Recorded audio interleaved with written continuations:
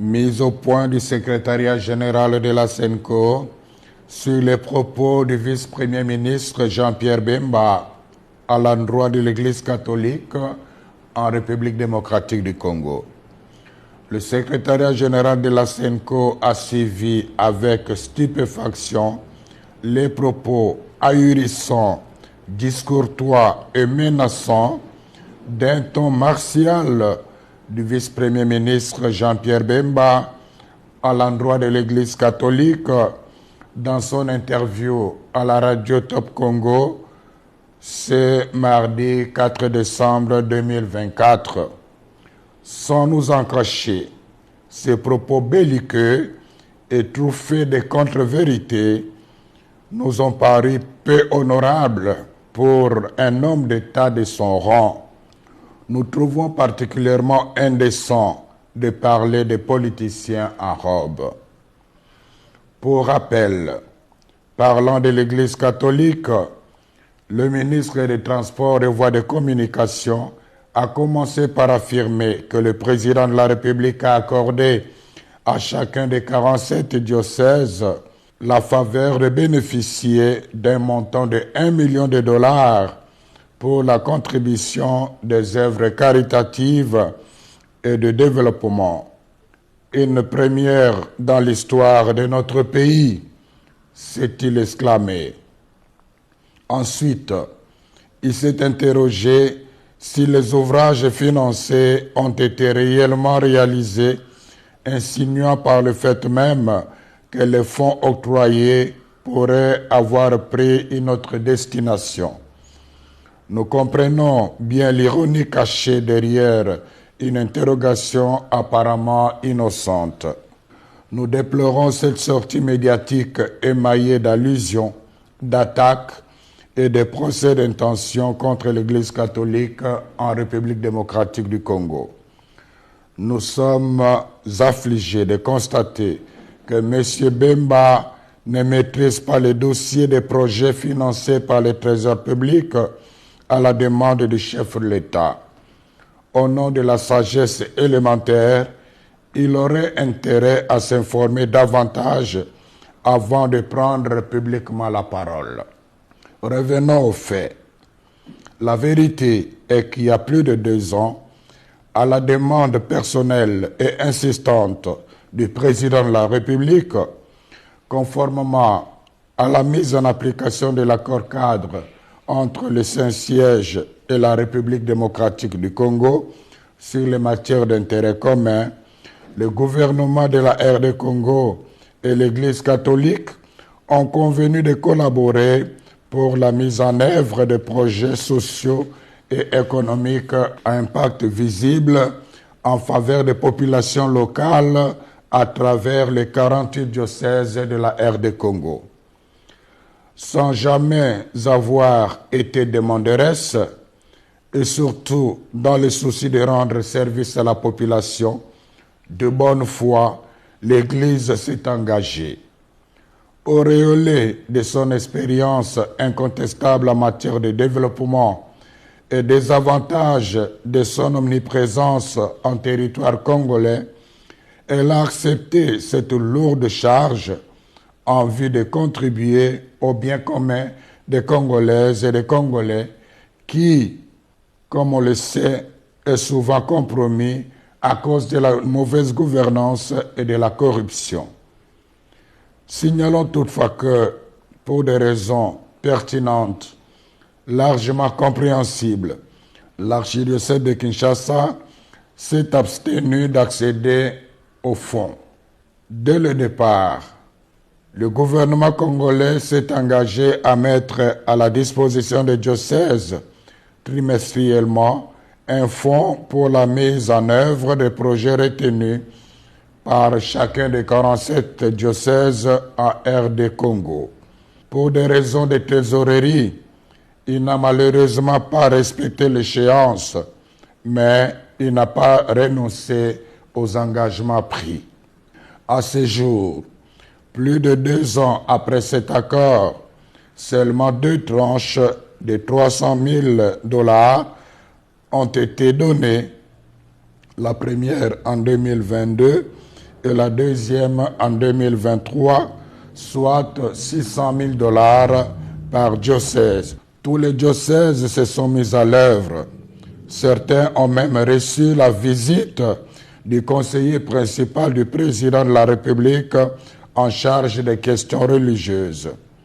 De toute manière, un rapport en bonne et due forme des œuvres réalisées avec des images à l'appui a été remis à main propre au chef de l'État. Celui-ci n'a pas caché sa pleine satisfaction. Une copie de ces réalisations a été donnée aussi à Madame la Première ministre. Par souci de loyauté et de transparence, en collaboration avec la presse de la présidence de la République, le secrétariat général de la SENCO a réalisé une émission sur le travail accompli.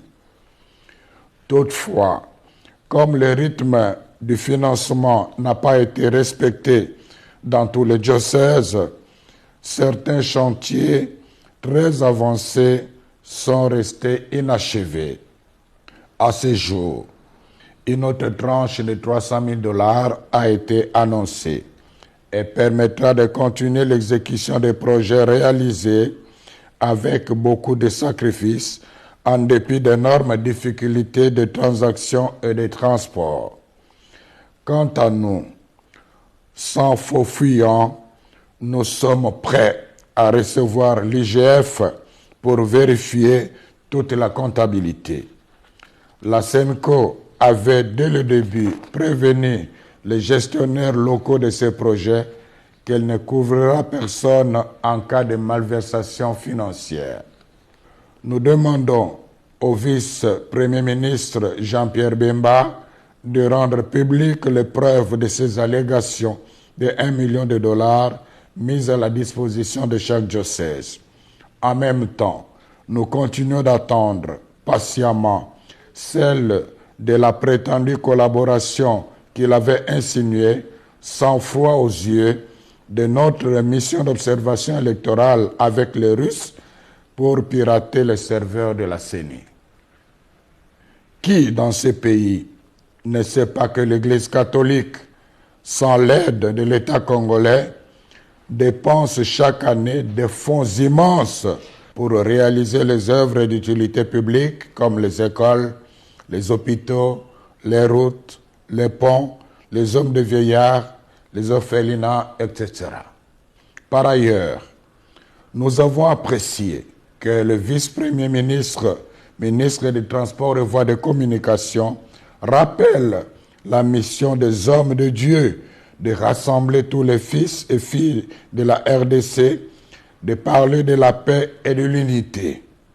La question fondamentale est celle de savoir comment lui et ses alliés ont-ils accueilli les multiples appels de la SENCO ces dernières années au respect des principes démocratiques et des droits de l'homme, à la transparence du processus électoral et à l'organisation des concertations des représentants des forces politiques et de la société civile afin de renforcer la cohésion nationale et d'affronter ensemble les défis sécuritaires.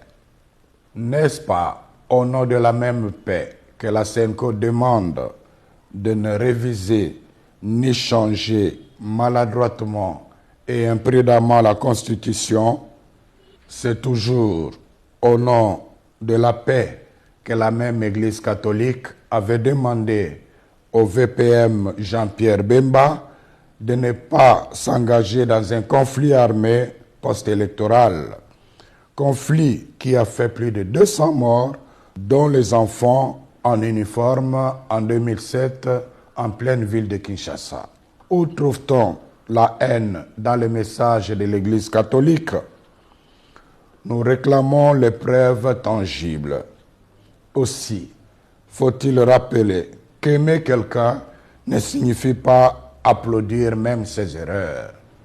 À cet égard, nous souhaitons ardemment que le vice-premier ministre Jean-Pierre Bemba se souvienne que l'Église qu'il vilipende avec dédain depuis un certain temps est la même dont il avait bénéficié de 2 précieuses visites pendant qu'il était en prison à La Haye. La vérité de l'histoire renseigne la sagesse, résiste à la frivolité du temps. La SENCO remercie les gouvernants, particulièrement le président de la République, d'avoir fait confiance à l'Église catholique en demandant au gouvernement de lui octroyer les moyens financiers lui permettant de réaliser les œuvres sociales à impact visible jusque dans le coin le plus reculé du pays. Quiconque croit que cet argent a été donné à l'Église pour acheter son silence et étouffer sa mission prophétique se trompe éperdument. C'est le lieu de rappeler au ministre des Transports et Voies de Communication ces sages paroles de Confucius, à savoir, si l'homme a 2 oreilles et une bouche, c'est pour écouter 2 fois plus qu'il ne parle. Puisse le Seigneur bénir notre pays et son peuple. Je vous remercie.